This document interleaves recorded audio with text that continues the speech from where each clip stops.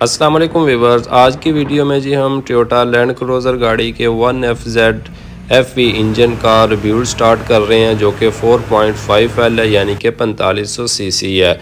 इस इंजन का जो मसला था, जो मेरे पुराने फॉलोअर्स हैं या जो पहले से मेरी वीडियोस को यानी कि देख रहे हैं, उनको तो पता है कि इसका शॉर्ट ब्लॉक जो है फट चुका था। तो हमने शॉर्ट ब्लॉक इसका सिर्फ जो है खाली 1FZ ही, आप इसकी लोकेशन भी देख लें जहां इंजन का नाम लिखा होता है, ये सिर्फ हमने सेकंड हैंड जो है वो लिया है। बाकी क्रंक शाफ्ट वगैरह इसकी बहुत ज़्यादा डैमेज थी तो वो भी न्यू है, और रिंग पिस्टन वगैरह अब हम इसमें न्यू इंस्टॉल करेंगे। तो जो दोस्त वीडियो में मतलब सीखना चाहते हैं या 1FZ इंजन की रिबिल्डिंग किस तरह करते हैं, ये सब कुछ इस वीडियो में देखेंगे और साथ साथ मैं बताऊंगा। इस वीडियो में सिर्फ मैं पहले ही बता दूं कि हम इसकी क्रंक शाफ्ट वगैरह जो है और उसके बैरिंग और उनका टार्क्यू सेटिंग वगैरह जो है उनको किस तरह लगाते हैं, बैरिंग्स को क्या क्या तरतीब है, सिर्फ ये साथ में बताऊंगा और दिखाऊंगा। और सबसे पहले जो सफाई है वो बिल्कुल इम्पोर्टेंट है, बहुत ज़रूरी है। सफाई सबसे पहले जो है इंजन के काम में वो अच्छी तरह से कर लें। बाकी इस वीडियो को डिसअसेंबल करने की और किस तरह ये फटा हुआ था वो मैंने सब कुछ पहले वीडियोस में बताया हुआ है कि क्या मसला था इसका और क्या इसके साथ जो वाक़या है वो पेश आया था। तो ये जी अब हमने इसका जो शॉर्ट ब्लॉक है इसको बिल्कुल क्लीन कर लिए। अंदर से बोर जो है इसके, उनका जो साइज़ है वो भी हमने इसका 0.50 का जो है वो साइज़ हमने खरादिए से इसका करवाया। तो बाकी अब उसके बाद आप सफाई देख लें। तो सफाई के दौरान जी इंजन के जो भी ऑयल की सप्लाई वाले सुराख होते हैं या कूलेंट की सप्लाई वाले सुराख होते हैं, उनको आपने एक एक सुराख को अच्छी तरह से होल को यकीन कर लेना है कि बिल्कुल वो उसमें कोई कचरा नहीं है या उसमें कोई ब्लॉकिंग नहीं है, बिल्कुल ओके है। उसमें आप पेट्रोल डालें या ऑयल डालें और उसके बाद हवा से जो है तमाम सुराख अच्छी तरह से देख लें कि बिल्कुल क्लीन हो चुके हैं। तो उसके बाद जो है हम आगे से इंजन की रिबिल्डिंग शुरू करेंगे। तो उम्मीद करता हूं कि वीडियो आपको पसंद आएगी और वीडियो में से काफ़ी कुछ सीखने को मिलेगा। तो अगर आप मेरे चैनल पर नए हैं या पुराने हैं लेकिन आपने अभी तक चैनल को सब्सक्राइब नहीं किया है तो चैनल को सब्सक्राइब कर लें और बेल आइकॉन को ऑन कर लें ताकि आपको आइंदा नई आने वाली वीडियो का नोटिफिकेशन मिल जाए। तो आप देख सकते हैं कि तमाम सुराख जो है मैं आपको वाज़िया तौर पे दिखा रहा हूँ। ये सब कुछ वीडियो बनाने का मकसद यही है कि जो दोस्त सीख रहे हैं उनको पता चल जाए कि कौन सा सुराख कहाँ पर मुंसलिक है और इनका क्या काम होता है। ये जो जितने भी सुराख हैं, ये जब इंजन चलता है तो इंजन का जो ऑयल होता है वो अपनी अपनी लोकेशन पर जहाँ उन्होंने करना होता है वहाँ पर स्प्रे करते हैं। और अभी इसके ऊपर जो है वो नोज़लें लगेंगी ऑयल वाली, तो इसलिए उनको लगाने से पहले जो है यकीन कर लें कि बिल्कुल मतलब सुराख जो है और वो बिल्कुल ओके हैं। और ख़ास तौर पे जब आप कोई नया इंजन या शॉर्ट ब्लॉक लेके आएँ तो उसको तो और ज़्यादा मतलब ध्यान से चेक करना पड़ेगा कि कहीं वो पड़ा हुआ उसके अंदर कुछ तो नहीं गया, मट्टी वगैरह डस्ट वगैरह या कोई भी पुराना जब वो इंजन चल रहा था तो उसके इंजन का ही कचरा उसके अंदर तो नहीं चला गया। तो इसलिए ये चीज़ बिल्कुल मैं आपको दोबारा कह रहा हूँ कि यकीन कर लें कि बिल्कुल सप्लाई जो है वो ओके है, कहीं से बंद नहीं है। उसके बाद ही आपका काम या इंजन जो है वो सही होगा और हमेशा सही चलेगा। तो ये जी क्रंक शाफ्ट इसकी बिल्कुल ब्रांड न्यू है, बिल्कुल न्यू क्रंक है। पुरानी क्रंक जो है वो भी डैमेज हो चुकी थी, आपने अगर वो वीडियो देखी है पहली डिसअसेंबल करने की तो उसमें मौजूद है। तो जी क्रंक शाफ्ट और शॉर्ट ब्लॉक को साफ़ कर लेने के बाद बैरिंग जो है इसमें वो बिल्कुल न्यू होते हैं। तो क्रंक शाफ्ट हमारी न्यू है, तो ये जो बैरिंग है क्रंक शाफ्ट के, इनका साइज़ भी बिल्कुल स्टैंडर्ड साइज़ है। तो ये भी अगर आपकी क्रंक शाफ्ट डैमेज हुई है तो उसके बाद आप उसका साइज़ बढ़ाकर भी यूज़ कर सकते हैं, लेकिन हमने क्रंक न्यू ली है तो इसमें साइज़ जो है ये बिल्कुल स्टैंडर्ड साइज़ है। तो ये जो बैरिंग होते हैं क्रंक शाफ्ट के, जो बैरिंग हैं, इनको जब आपने इंस्टॉल करना है, ये आप देख सकते हैं कि मैंने सिर्फ सफाई के बाद नीचे इन बैरिंग के कुछ भी नहीं लगाना है, ना तो ऑयल लगाना है और ना ही कोई भी लिक्विड यूज़ नहीं करना है बैरिंग के नीचे वाली साइड पे।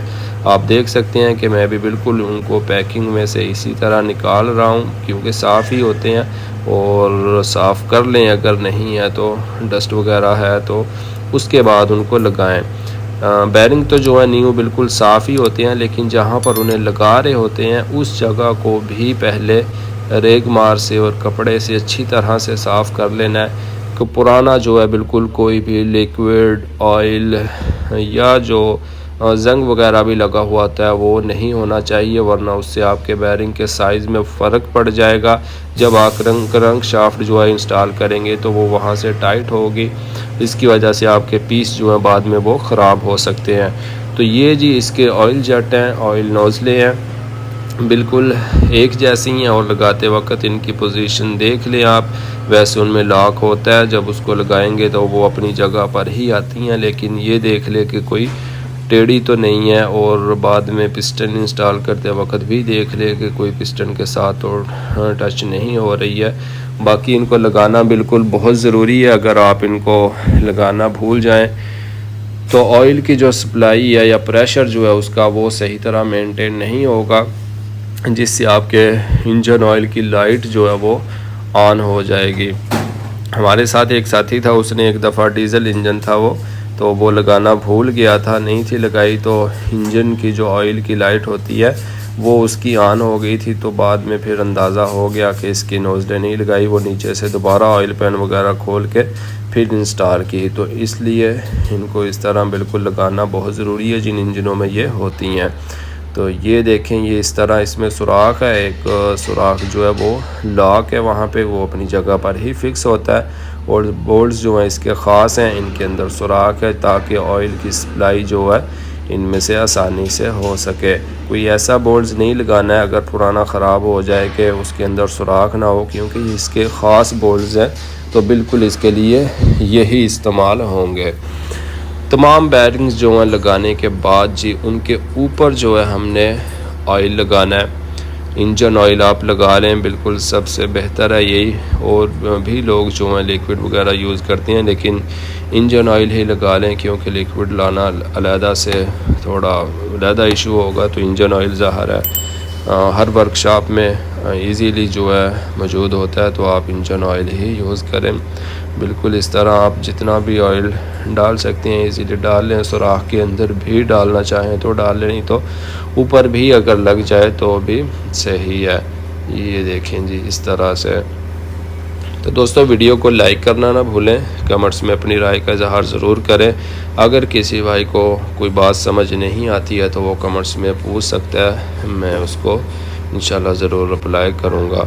तो ये जी ऑयल लगाने के बाद क्रंक शाफ्ट देख सकते हैं आप, इस तरह आसानी से इजीली उसको सीधा ही नीचे की तरफ डाउन करें, और थोड़ा सा बहुत ज़्यादा घुमाने की ज़रूरत नहीं है, थोड़ा सा घुमा लें। घुमाना चाहते हैं तो अगर ना भी घुमाएं तो भी इशू नहीं है, लेकिन मैं साथ में घुमा लेता हूं कि थोड़ा आइडिया हो जाता है। घुमाने से हाथ के जो सेंसर्स होते हैं उन्हीं से बंदे को पता चल जाता है कि सही घूम रही है और इंशाल्लाह सही होगी।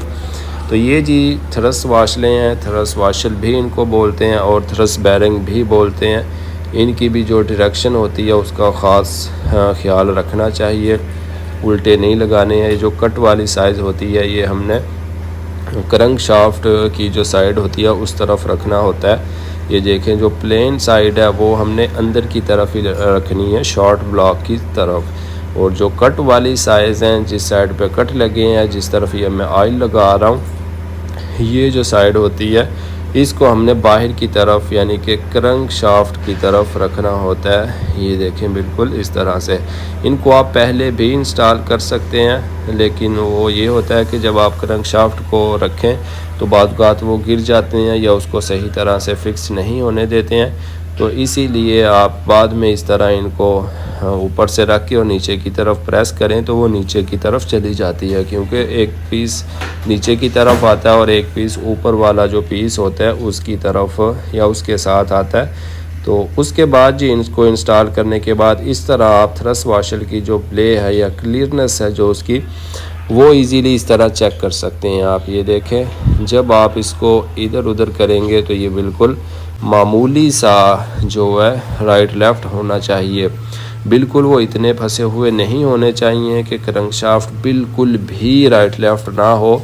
नॉर्मल सी जो क्लीननेस है उसकी मकदार तो अभी मैं मेंशन यहाँ पे नहीं कर रहा क्योंकि मैंने चेक नहीं की है, मुझे इसी तरह अंदाज़ा है कि वो ठीक है। तो इस तरह उसको आपने चेक करना ज़रूर है। उसके बाद जी क्लियरनेस उसकी बाद में इंस्टॉल करने के बाद भी चेक हो जाएगी। अभी हम इसको दोबारा से भी आपको दिखाएंगे, लेकिन इस तरह अंदाज़ा करने के बाद कि बिल्कुल सही है हमारी क्रैंकशाफ्ट, तो उसके ऊपर वाले जो बैरिंग है या ऊपर की जो कैप है बैरिंग वाली उनको इंस्टॉल करते हैं। तो उनके ऊपर जी नंबर लगे हुए होते हैं, 1 से लेकर जितने भी वो बैरिंग कैप हों इतनी ही गिनती तक नंबर लगे होते हैं। तो इसमें हमारे 7 है, 7 ऊपर कैप हैं तो 7 नंबर तक लगाते हैं। तो बैरिंग हमने उसमें इंस्टॉल कर ली हैं, लगा ली हैं। तो उसके बाद उसकी नंबरिंग का ख्याल जो है वो बिल्कुल रखें, जहाँ से वो रिमूव किए होते हैं उसी जगह पर लगाना होता है और उनमें मार्क करने की ज़रूरत नहीं होती है क्योंकि ऊपर नंबर लगे हुए होते हैं। तो जो दरमियान वाला होता है उसमें बिल्कुल थोड़ा फ़र्क होता है क्योंकि उसके अंदर थ्रस वाशलें जो होती हैं वो इंस्टॉल होना होती हैं। और इसके जो बोल्ट्स हैं उनको ऑयल लगा रहा हूँ मैं थोड़ा बहुत, वो इसलिए लगाते हैं कि बाद में टाइट जो हैं बोल्ट वो सही तरह से हो सके। तो ये देखें जी बिल्कुल इस तरह से ये वाशलें लगनी होती हैं। इनको लगा के तो ऑयल भी साइडों पे लगा लेना चाहिए, बेहतर है बाद में, क्योंकि जब हम इंजन को स्टार्ट करेंगे तो उस टाइम एकदम से ऑयल जो है वो बिल्कुल ऑयल पंप ऊपर नहीं भेजता है। ज़ाहिर है 2, 3, 4 सेकंड तो कुछ लगते ही हैं और जब हम इंजन को स्टार्ट करते हैं तो फ़ौरन से स्टार्ट भी नहीं होता है, बाज़ औक़ात उसकी स्टार्टिंग का भी मसला बन सकता है। तो इसलिए ये जो ऑयल है यहाँ पर लगाना बिल्कुल ना भूलें। ऑयल जो है बैरिंग को, वो चाहे कोई भी बैरिंग हो, इनको बिल्कुल ज़रूर लगाना है। तो ये देखें जी बिल्कुल इस तरह से। तो तमाम कैप्स को लगाने के बाद भी आप इकट्ठा भी उनको टाइट कर सकते हैं या आप एक पीस लगा के उसका बोल्ट जो है उसको फुल बंद करना भी चाहें तो भी कर सकते हैं। लेकिन मैं अभी आपको तमाम जो ऊपर की कैप है वो बिल्कुल लगा के फिर उनके बोल्ट जो हैं उनको कितना टाइट करना है और किस तरतीब से टाइट करना है वो सब कुछ बताऊंगा। ये जी हमारे तमाम पीस जो हैं इस तरह से लग चुके हैं। तो सबसे पहले जी जो जितने भी बोल्ट्स हैं उनको आप हाथ की मदद से टाइट करके थोड़ा सा देख लें कि बिल्कुल कप जो हैं ऊपर से वो सीधी लग चुकी हैं और टेढ़े तो नहीं है, चूड़ी सही लग रही है। ये नंबर भी देख लें आप, बिल्कुल इस नंबरिंग का जो है आपने ख्याल रखना है। ये हमारे 7 नंबर तक जो है कंप्लीट हो चुके हैं।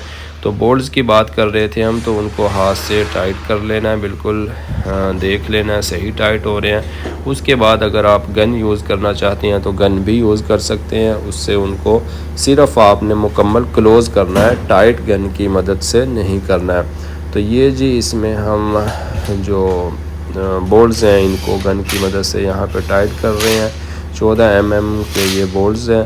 तो बिल्कुल इसकी जो सॉकेट है वो आगे से थोड़ी शेप जो है मुख्तलिफ होती है, ज़्यादा कट वाली जो सॉकेट है वो इस्तेमाल होती है इसमें। तो ये जी इस तरह से तमाम बोल्ट्स हमारे जो है वो टाइट करने के बाद इसका हम बोल्ट्स टारक्यू करते हैं। तो दोस्तों उम्मीद है कि वीडियो में से आपको काफ़ी कुछ सीखने को मिल रहा होगा। बाकी जो इसका काम है इस वीडियो में अब हम इसके टारक्यू वगैरह जो है वही कंप्लीट करेंगे और क्रैंक की क्लीयरनेस वगैरह या उसको चेक करने का तरीका मैं आपके साथ शेयर करूंगा।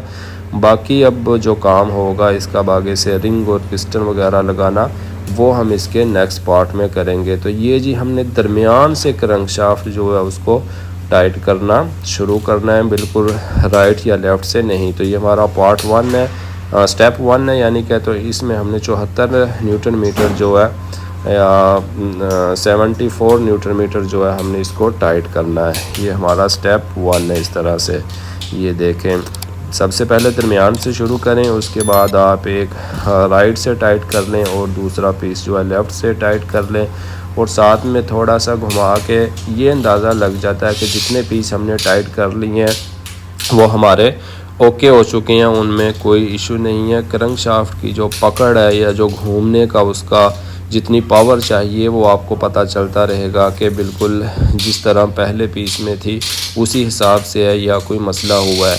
जिस पीस में मसला होगा उसमें क्रैंकशाफ्ट ज़्यादा फंस जाएगी, तो आपको अंदाज़ा हो जाएगा। आप उसी टाइम उसको रिमूव करके अगर उसकी सफाई होने वाली होगी तो अच्छी तरह से सफाई करके उसको दोबारा से इंस्टॉल कर सकेंगे। इसीलिए मैं जिस भी पीस को टाइट कर रहा हूँ बोल्ट्स को, उसको टाइट करने के बाद ये देखें इस बोल्ट्स में जो है थोड़ा इशू आया है, तो वो सही तरह टाइट नहीं हुआ है और ये बोल्ट्स भी जो है फंस के टाइट हुआ है थोड़ा सा। तो अभी हम इसको दोबारा, क्योंकि बोल्ट्स के अंदर से सफाई भी अगर सही ना हो तो भी अंदर से वो सही टाइट ना हो रहे हो तो उनको बहुत ज़्यादा टाइट उसी तरह नहीं करना चाहिए। उनको रिमूव करके अच्छी तरह से चेक कर लें कि क्या इशू है, बोल्ट्स की चूड़ी ख़राब है या कि नीचे से चूड़ी में कोई मसला है। क्योंकि अब मैंने आपको बताया है कि ये जो शॉर्ट ब्लॉक है ये सेकंड हैंड है, ये हम मतलब राबश में से लिया है, तो वहाँ पे ये बाहर पड़ा रहा है तो इसके अंदर मट्टी, बारिश, पानी, ये वो ऐसी चीज़ें भी, डस्ट भी जाती रही है, अंदर जंग भी लग जाता है। वो बाहर से जितनी भी सफाई करें थोड़ा बहुत इशू जो है वो रह जाता है। तो अब ये हमने सफाई करके उसे दोबारा से लगाया है, तो देखते हैं कि अब इसकी टाइटिंग जो है वो हल होती है या नहीं। तो बिल्कुल अब हमारे बोर्ड इस तरह से वो हल हो चुके हैं। तो पहला हमारा जो स्टेप था उसमें हमने उनको 74 न्यूटन मीटर जो है वो टाइट कर दिया है। तमाम हमारे बोर्ड सही टाइट हो गए हैं। क्रैंकशाफ्ट हमारी बिल्कुल ओके है, वो घूम रही है सही जिस तरह से घूमना चाहिए। तो उसके बाद जी स्टेप 2 में हमने वहीं से दरमियान से शुरू किया है और इसमें भी हमने 90 का ज़ाविया बनाना है। स्टेप 2 में ये देख सकते हैं आप बिल्कुल इस तरह ये 90 का ज़ाविया होता है। ये देखें इस तरह से। अगर आपके पास ज़ाविये वाला टार्क की है तो बेस्ट, गुड, बहुत अच्छा है। अगर नहीं है तो बिल्कुल इस तरह आप आसानी से एक अंदाज़ा लगा सकते हैं। और जब आप डेली रूटीन का काम करते हैं तो आपको वैसे ही अंदाज़ा हो जाता है। इसलिए अगर आप थोड़ा ज़्यादा भी कर लें और या किसी बोल्ट्स का लगे कि ये ज़्यादा टाइट हो गया तो थोड़ा सा कम भी रहने दे तो भी बिल्कुल कोई इशू नहीं है, कोई मसला नहीं है। लेकिन अंदाज़ा कोशिश यही करें कि बिल्कुल सही मुकम्मल ज़ाविया जो है वो कंप्लीट हो जाए। बाज़ औक़ात किसी बोल्ट्स की चूड़ी में या अंदर की जो चूड़ी होती है उसमें थोड़ा लूज़ या थोड़ा ज़्यादा टाइट भी हो जाए तो कोई मसला नहीं है। तो ये देख सकते हैं आप बिल्कुल उसी तरतीब से हम एक उस तरफ से टाइट कर रहे हैं और एक उस तरफ से, और करने के बाद थोड़ा सा घुमा के ये जो है थोड़ा सा घुमा के देखना और वो सही घूम रहा हो तो ये जो फीलिंग्स होती है ना बहुत बेस्ट है कि बिल्कुल जी आपका काम इंशाल्लाह सही है। अगर क्रैंकशाफ्ट फंसने लग जाए या टाइट घूमने लग जाए तो फिर जो है ना काम सही नहीं है। आपके साइज़ जो हैं बैरिंग के या आपकी सफाई में कहीं ना कहीं समझ जाएं कि कोई ना कोई मसला जो है वो है। तो अगर क्रैंकशाफ्ट जो है बिल्कुल स्मूथ और इजीली इस तरह ये देखें आसानी से घूम रही है तो बिल्कुल ओके है। तो ये जी हमारा इस तरफ से अब लास्ट पीस है। तो सबसे पहले हमने 74 NM पे इनको टाइट किया है, उसके बाद हम इसमें 90 का ज़ाविया बना रहे हैं। तो ये इस तरह से हमारी क्रैंकशाफ्ट की इंस्टॉलेशन या उसके जो बैरिंग होते हैं उनकी इंस्टॉलेशन जो है वो मुकम्मल हो चुकी है। क्रैंकशाफ्ट बिल्कुल आपके सामने उसी हिसाब से घूम रही है जैसे कि बग़ैर बैरिंग लगाए जो है घूमती थी। ज़ाहिर है थोड़ा सा जो पकड़ है वो बढ़ती है, लेकिन ये देखें बिल्कुल यहाँ से आप इसको आसानी से घुमा सकते हैं। और बैरिंग जो है दरमियान के थ्रस्ट वाले वो भी आपको दिखाए थे। ये इस तरह आप इसको ऊपर नीचे की तरफ करके जो बैरिंग है इसके मेन बैरिंग है उनकी क्लियरनेस का अंदाज़ा लगा सकते हैं। क्योंकि हमने एक एक पीस की तो चेक नहीं की है, बहुत लंबा प्रोसेस हो जाता है। इस टॉपिक पे अलहदा से वीडियो बनाएंगे। तो इस तरह भी आप इसकी क्लियरनेस का अंदाज़ा लगा सकते हैं। थ्रस्ट वाशर की भी आपको बताया था किस तरह, और यहाँ से साइड से ऊपर नीचे करके दूसरे बैरिंग की ये देखें बिल्कुल किस तरह ईज़िली हमारी शाफ्ट जो है क्रैंकशाफ्ट वो घूम रही है। तो उम्मीद करता हूँ दोस्तों आपको वीडियो पसंद आई होगी। अगर आपको वाकई ही काम मेरा पसंद आया है तो आप वीडियो को लाइक करें, कमेंट्स करें और दोस्तों के साथ शेयर भी करें। ये देखें यहाँ से इसको हम अप डाउन करें तो सिर्फ ऑयल का जो उसने जगह ली होती है उसकी क्लियरनेस होती है, इतनी सी प्ले होती है।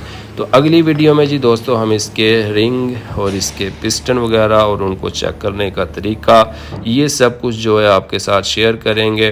उम्मीद करता हूँ कि आपको अगली वीडियो का इंतज़ार रहेगा और डायरेक्शन जो है वो बताऊँगा कि पिस्टन के रंग उसकी जो रिंग होती हैं उनका साइज़ या गैप किस तरफ रखना होता है। तो मिलते हैं अगली वीडियो में, तब तक के लिए अल्लाह हाफिज़।